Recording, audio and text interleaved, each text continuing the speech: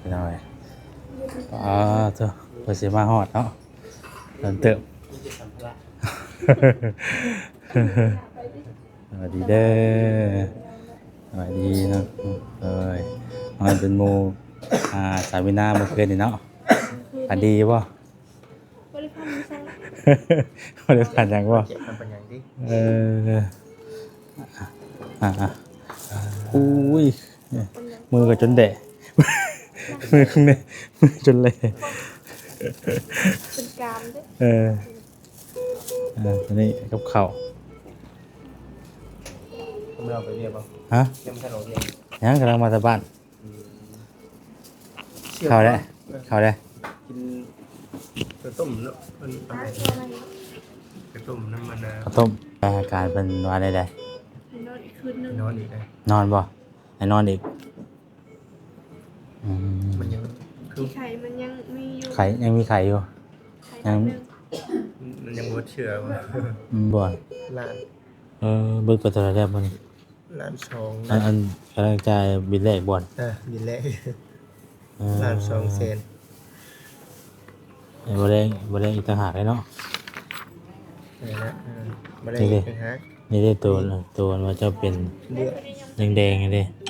ตัวนี้ก็ย่างหนึ่ง ข้าวใหม่บ่ อันนี้ชุดเมื่อคืนนี่ชุดเมื่อคืนนี่ได้นี่ ตัวจ่ายตัวนี้นะ แม่นเมื่อเช้านี่เลย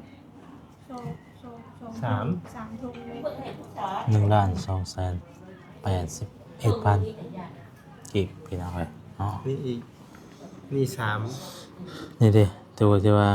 มันเป็นว่าเป็นหยังก็เกล็ดหยังก็เกล็ดเลือด เดือดป่ะ เกล็ดเลือดมันลดบ่อน จังหวะจังเมนมันจังหวะนั่นเนาะเมน ตึกบอก มาเองเนาะ มาแดง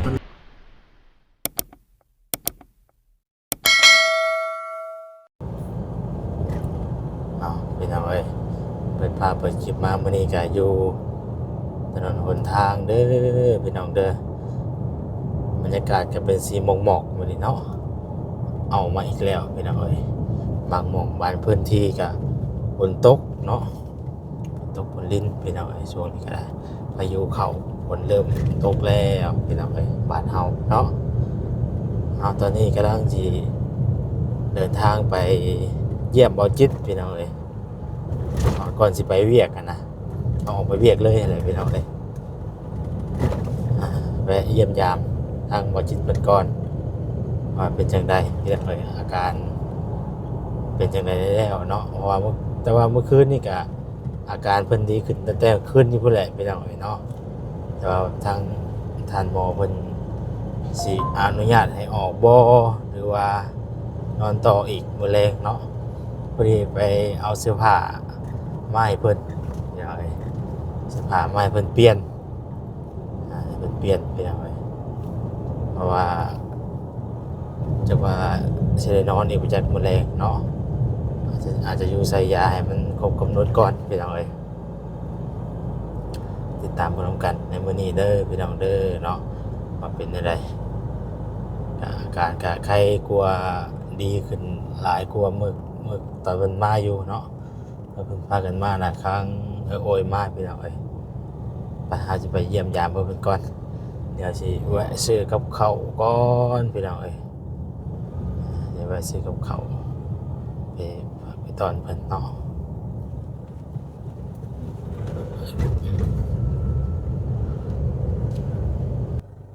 พี่น้องเอ้ยเนาะแวะซื้อกับข้าวซะก่อนแวะซื้อกับข้าวไปให้เพิ่นก่อนเดี๋ยวเพิ่นบ่มีเวลาออกมาพี่น้องเอ้ยเนาะเดี๋ยวซื้อไปตอนเพิ่นก่อนบ่พี่น้องเนาะได้มาแล้วพี่น้องเอ้ย3กล่องเอาเพิ่นอยู่กัน3คนเนาะไปเดินทางไปอีกก่อนบัดนี้ไปกัน3เพิ่นอยู่กัน3คน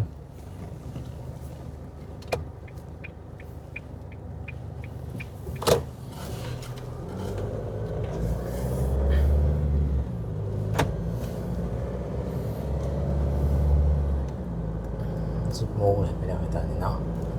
ยังบ่ทันเช้าบ่เช้าปานใดได้พี่น้องเอ้ยสวยแล้วเนาะ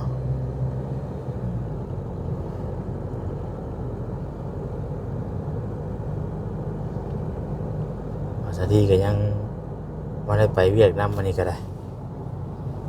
ลูกเมียบ่สบายทางนั้นก็ได้โอ้ย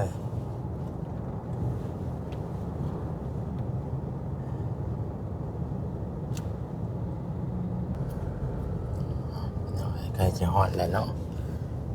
เดี๋ยวสิแวะอ่านก่อนพี่น้องเอ้ยไปเติมน้ำมันเลยอ่านก่อนซื้อกาแฟก่อนซื้อน้ำก่อนเนี่ยเพื่อจะไปฮอดกับบ่ได้ง่ายพี่น้องเอ้ยแวะบางนั้นแวะบางนี้เนาะโอ้ยอยากไปเยี่ยมบ่จิตแล้วก็สิเดินทางไปเวียกต่อแล้วสิลงไปแกะกระเป๋าไปอันมื้อนี้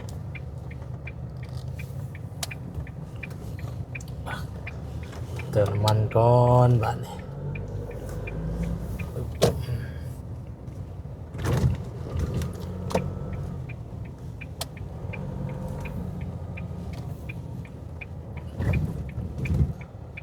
เติมน้ำมันก่อนพี่อุ๊บ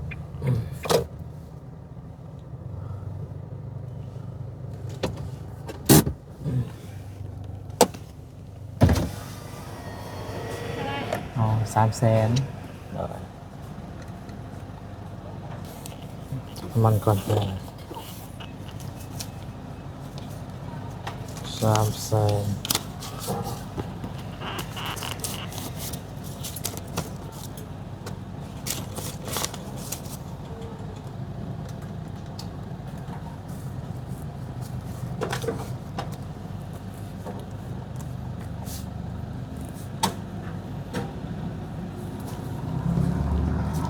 ใช่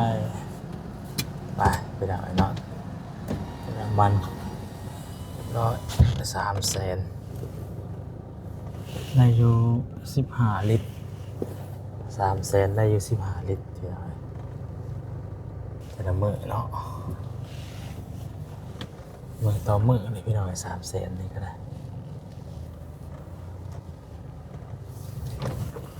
บอกซื้อน้ำก่อนซื้อน้ำก่อนเด้อพี่น้องเด้อ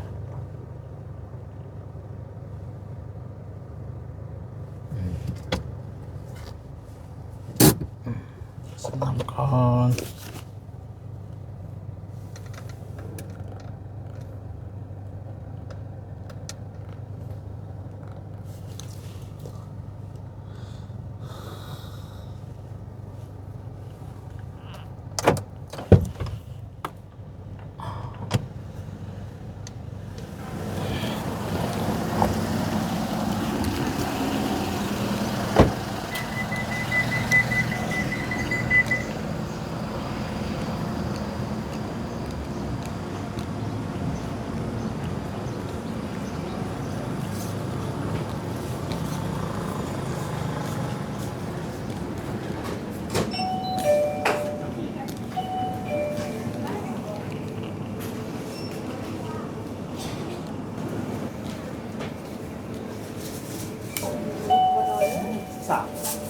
ครับที่โมโคได้ออกจากเรื่องไหนนะครับ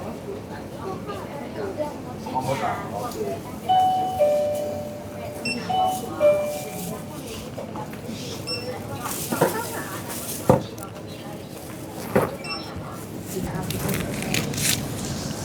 ซื้อน้ำพี่น้องลืมเช้านี่ลืมซื้อกิน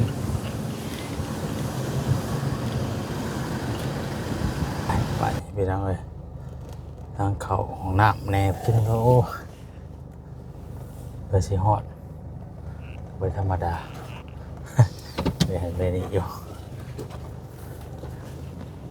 คิดตะคองอยู่จักเนาะ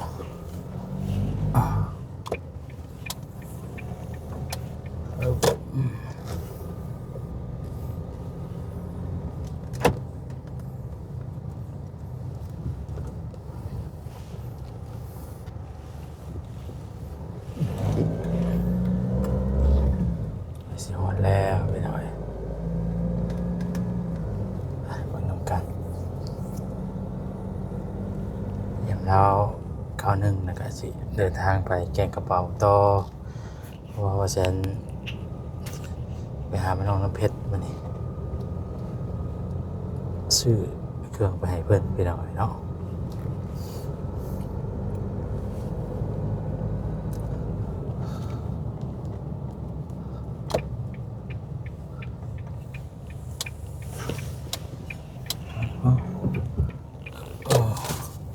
โอ้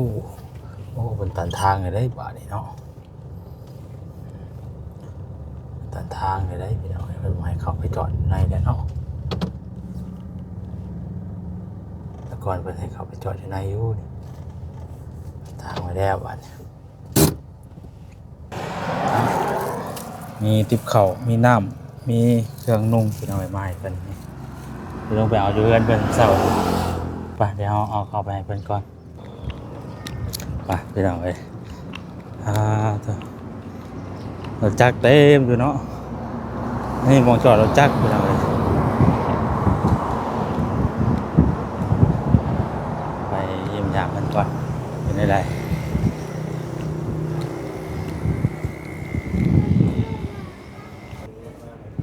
พี่น้องเอ้ยเจ้าเปิดเสียมาฮอดเนาะเดินเติม สวัสดีเด้อสวัสดีเนาะเลยมันเป็นหมู่สาวินาเมื่อคืนนี่เนาะผ่านดีป่ะ บริพันธ์ไม่ใช่ ไม่ได้ผ่านยังป่ะ เจ็บมันเป็นอย่างที่ อุ้ยมือก็จนเดะมือข้างในมือจนเละ เป็นกามด้วยตอนนี้กับเข่า ผมเราไปเรียกป่ะ ฮะ ยังไม่ทันเราเรียก ยังกำลังมาจากบ้านเข้าได้เข้าได้ กินกระต้มเนาะมัน ตา อะไร ตัวอะไร กระต้มน้ำมันนะ ข้าวต้ม กระต้มกินอีกเป็น อืม กินนะ มีอะไรอาการเป็นวันใด นอนอีกคืนนึง นอนอีกเลย ๆนอนบ่ให้นอนอีก มันยัง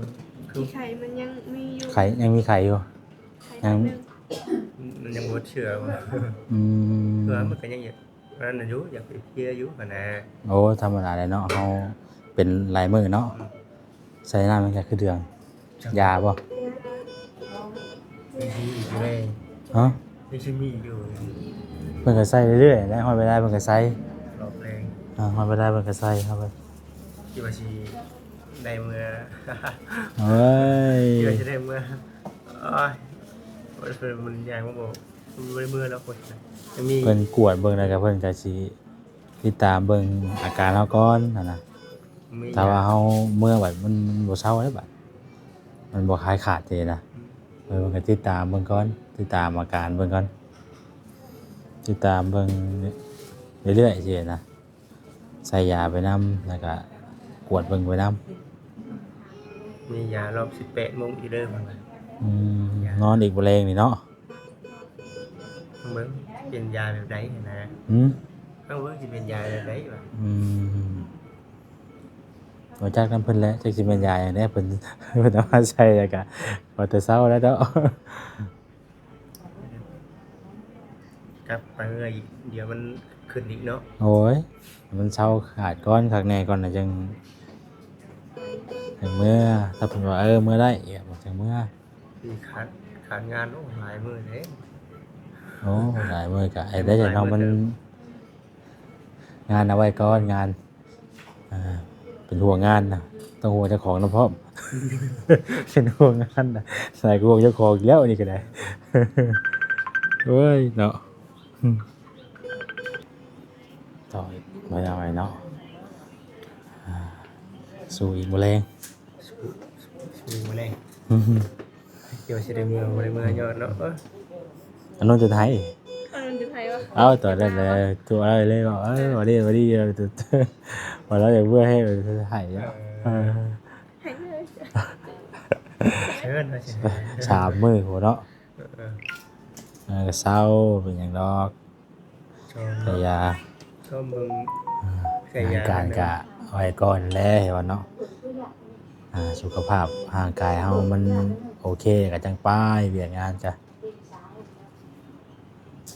มันก็ยังเมื่อยอยู่นะ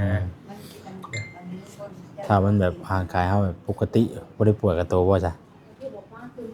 กล้ามเนื้อนี่เช่าได้ครับ อืม เดี๋ยวมันยังแบบเพลียๆอยู่นะ เพื่อมันฟื้นฟูได้เนาะเฮาเป็นไข้ที่เฮาเก่งกับตัวกับโตมันปวดไปเบิดได้เฮาครึ่งเฮาหยังที่นะโอ้ปวด สักยาเบิดพกเข็มอยู่บ้าน อืม ยังบ่ บ่ เช่า ลงเนาะเป็นไข้หวัดใหญ่บ่ เอาไปมาจนขี้ข้านต้องกินยา อืม มัน จนเบื่อบ่ได้ติ จนเบื่อ เบื่อยาบ่ กินเข้าไปก็แบบอยากทานเอาชื่อ อืม ยาผมบ่ได้กินเลยบ่กินยาแล้วบ่ได้กินยาเมื่อเลยเมื่อวานนี่มันก็เลยขึ้นเลย ใช่ผลปวดแล้วเวลาเป็นหยังก็นี่บ่มัน โต ปวด เมื่อวานนี่มั้ง ตัวบ้านนี่บ่บางเด้อ โตเมื่อวาน อืมเวลาเป็นหยัง ปาก ใช่ จ่ายเงิน นี่ ยินเงิน มีเงินบ่ ล้าน เบิกไปเท่าไหร่แล้วมัน ล้านสอง อันกำลังจ่ายบิลแรกบ่อน บินแรก เออ ล้านสองแสน บ่ได้อีกต่างหากเลยเนาะ นี่นะบ่ได้ นี่ดิ ปัญหา นี่ได้ตัวว่าจะเป็น เดือด แดงๆนี่เด้ ตัวนี้ก็ยังอยู่ รอบใหม่บ่ อันนี้ชุดเมื่อคืนนี่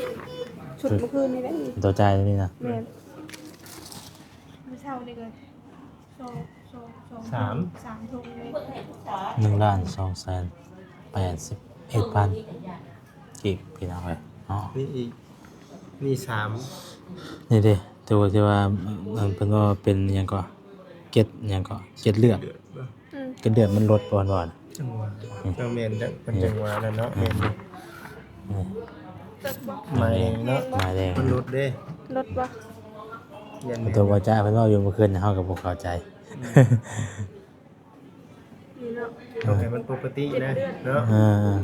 ปกติอันนี้มันยังแดงอยู่ ยังมีไข่อยู่นะ ฮ้อนบ่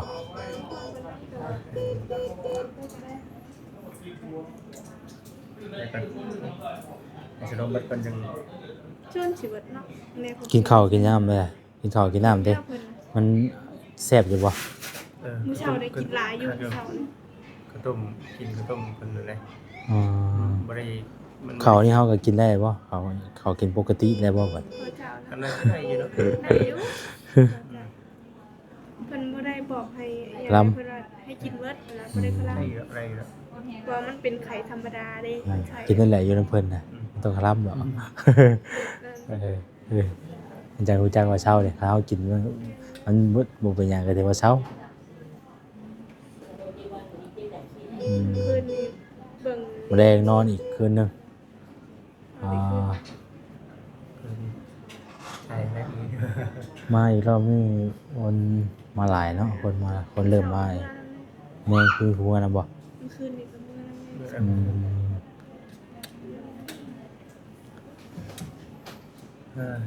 มันจะนอนพักผ่อนแล้วฮะ สิไปงานได้มั้ย จะไปแกงกระเป๋าซื้อเครื่องไปให้น้องน้ำเพชร ใส่เดียวบ่ แม่ไปผู้เดียวว่านี่ก็ไปผู้เดียววันนี้ พอดีเด้ เนี่ยกำลังฟืดนะก็ คือว่าเมียเราเป็น เมียกำลังเมียอะไรกับลูกยังบ่สบายอยู่ แม่ก็ยังบ่ไหวอยู่ ใครเป็นแมว เมียกับลูกยังบ่สบเมียกับลูกก็ยัง เราเห็นกระเตกเลย พอค้ำกับลูกเป็นไข่พาก็บ่ได้ไปเราก็อยู่กับลูก บอกบ่รู้เลยมันบ่ไหวดีมากหมอเด้อ ช็อกเลย ตกเด้มันก็ว่าใครเป็นเฮ เป็นเด็กหน่อยเนี่ย เนาะคันว่ามันกล้ามาบ่เฮาก็มาคันว่ามันบ่พาเพิ่นมาบอกเพิ่นเมื่อคืนนี่ ข้าวบ่ได้ก็ถึงมาโตเลย บ่อาบน้ำยังอาบน้ำบ่ได้เนาะบ่ได้ดอกเอาก่อนเช็ดเอา ผมซื้อ เอาน้ำอุ่นเด้อบ่ต้องน้ำเย็นเด้ อุ่นเราก็มีอยู่ น้ำอุ่นเช็ดเอา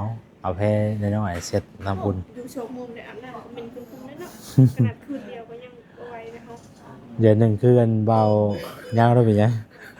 คือกันว่า เอาเดือนหนึงคือว่าหยัง แน่ไปเลยเนาะ มื้อนั้นให้เราลงไปอาบน้ำหนองเว้าหยอกกันอยู่โย้ยยันปลาตุยไปเลยวะ นั่นเลย อ่า ะก็เสือเลย เอาเราให้เราตบเสือเลยเนาะแต่แกจะมาตั้งไว้ยังไงเนาะได้ขี้เหื่อไปคือเราเอา บ่นะบ่ได้เงินอยู่เกาะนะ เราคิดด้วย อยู่วัดพุทธน่ะอยู่ยังเป็นอยู่วัดพุทธน่ะ เห็นนะว่าวันเราอยู่ เห็นแล้วเถียงหน้าพี่น้องแล้วก็นอนอยู่หั่นอ๋อเนี่ยว่าชิดโอเคแล้วโอ้ ยุ่งเนาะ หลายอยู่นอนมาดับนอนยุงนี่แหละ อ๋อมันถึงอิ่มเลือดกิน หน่อย ตะได้เด้ มันโกงใหญ่เนาะ ไปก็มีแต่จังซั่นแหละเนาะว่าแซงก็มาเยี่ยมมายามถามข่าวเบิ่งพี่น้องเนาะพุ่นแหละเร็วบ่แรงสิแวะอีกเอาอันก็สิไปเวียกไปหยังก่อนแล้วก็ตอนแรงสิไปมานั่ง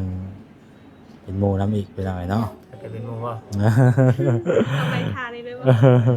ไปแล้วนี่เลยใครในแล้วเนี่ยใครในแล้วมันไม่ได้เอายาไอ้เพิ่นขบตามเพิ่นบอกแล้วก็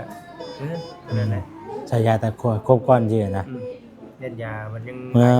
คือบอกแหละถ้าว่าบ่ครบเพิ่นบ่ให้เมื่อแหละคืออันนั้นนี่แหละตอนข้าวแค่มีแต่3รุ่น3มื้อพุ่นแหละใครว่าครบตามกำหนดมันแปลว่ามันแบบขาดอีหลีดอนะ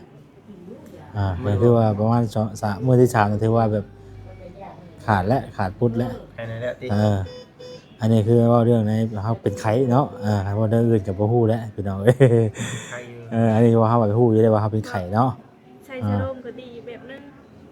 กินข้าวแซ่บเลยก็ต้องกระโดด โอ้ยวันนี้เราสิเปลี่ยนแปลงร่างได้บัดแปลงร่างได้บัด ดีได้เห็นว่าเป็นไข่ชุดนะมีไข่เนง แปลงร่างได้บัดนี่ ไข่เนงก็ต้องกระโดด เฮาก็สิกินข้าวแซ่บกว่าเก่าบัด ใส่เสื้อร่ม ใครในแล้วบ่เป็นใครยังบ่ เฮาข่อยก็ตะกี้ก็จะจ้อยไปซิแล้วปาดโดยตุ้ยบัด